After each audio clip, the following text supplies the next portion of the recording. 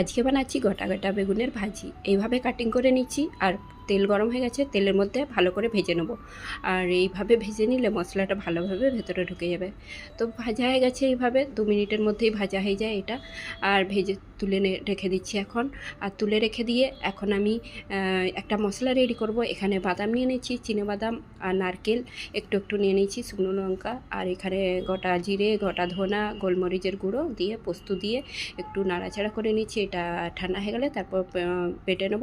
আর এই যে কড়াইয়ের মধ্যে তেল দিয়ে দিচ্ছি, শুকনো লঙ্কা, একটা দালচিনি, তেজপাতা, গোটা জিরে দিয়ে এখন দিয়ে দিচ্ছি হিং দিয়ে, তারপরে আদা বাটা, টমেটো, কাঁচা লঙ্কা দিয়ে ভালো করে টমেটোটা গলিয়ে নিলাম।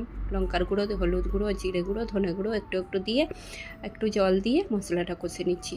আর মশলাটাই যে বেটে রেখেছি এটা দিয়ে দিচ্ছি, গুঁড়ো মশলাটা সবটা দিয়ে দেবো, দিয়ে একটু জল দিয়ে ভালো করে মশলাটাকে কষে নিচ্ছি। কষে একটু লবণ দিয়ে দিচ্ছি আন্দাজ করে, আর একটু কসুরি মেথি দিয়ে দিলাম।